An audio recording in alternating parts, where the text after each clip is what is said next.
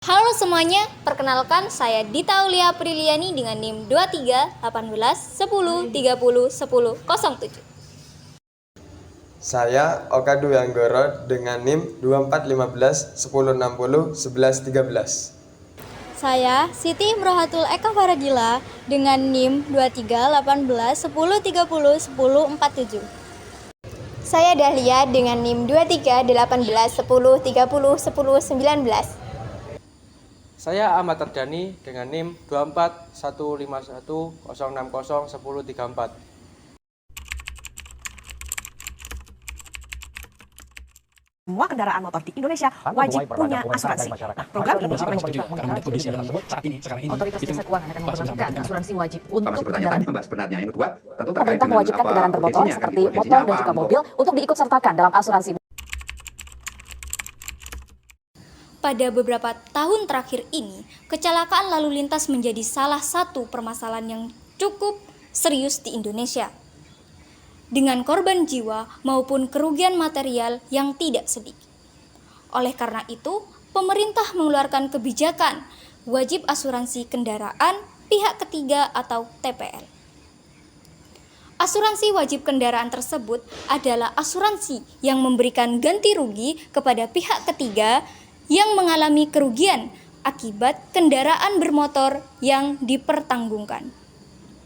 Penerapan kebijakan ini diharapkan dapat memberikan kepastian hukum dan perlindungan sosial bagi masyarakat, sekaligus mendorong kesadaran para pemilik kendaraan akan tanggung jawab mereka di jalan raya.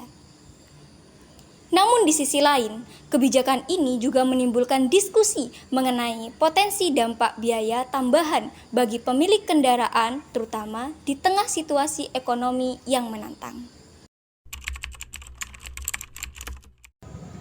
Kepala Eksekutif Pengawas Perasuransian, Ogi Prastomiyono menyebut Undang-Undang Nomor 4 Tahun 2023 Pasal 39A Ayat 1 tentang pengembangan dan penguatan sektor keuangan UU P25K menyatakan pemerintah dapat membentuk program asuransi wajib sesuai dengan kebutuhan, di mana salah satu contohnya adalah asuransi berbentuk TPL terkait kecelakaan lalu lintas. Pemerintah mengeluarkan kebijakan wajib asuransi kendaraan pihak ketiga atau TPL ini beranggapan bahwa akan dapat mengurangi beban keuangan pemerintah dalam memberikan kompensasi kepada korban kecelakaan di lalu lintas. Tujuan kebijakan ini juga untuk memberikan perlindungan finansial yang lebih baik kepada masyarakat.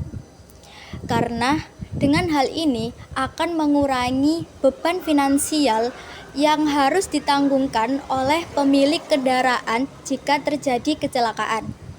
Dengan adanya asuransi tersebut, pemerintah mengharapkan masyarakat dapat lebih terasa terlindungi dan merasa aman. Dan secara lebih mikro akan mendorong perkembangan ekonomi di Indonesia.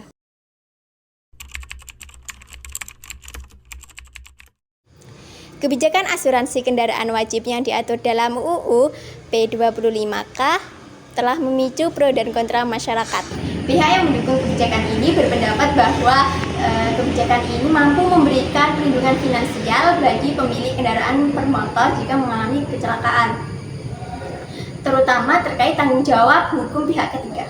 Contohnya, jika seseorang terlibat dalam kecelakaan yang merugikan orang lain, biaya tanggung jawab akan diarahkan ke dalam asuransi tersebut. Dengan adanya kewajiban asuransi ini juga membuat pengguna jalan lain atau pengemudi merasa lebih aman karena adanya jaminan yang akan diberikan ketika mengalami kecelakaan atau insiden yang merugikan, meskipun insiden ini tidak akan diharapkan oleh masyarakat atau pemerintah.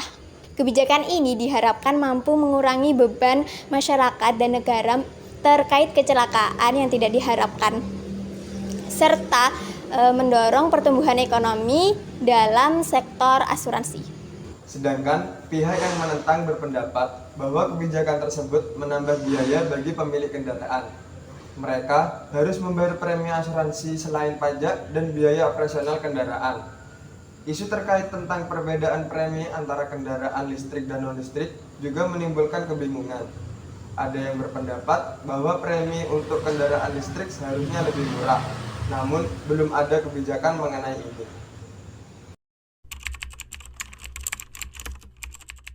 Hubungan kebijakan pemerintah wajib asuransi kendaraan pihak ketiga atau TPL dengan Pancasila dapat dilihat dari sila keempat, yakni kerakyatan yang dipimpin oleh hikmat kebijaksanaan dalam permusyawaratan perwakilan, di mana kebijakan wajib asuransi kendaraan pihak ketiga harus dibuat berdasarkan hasil musyawarah dan mufakat antara pemerintah, masyarakat, dan stakeholders lainnya.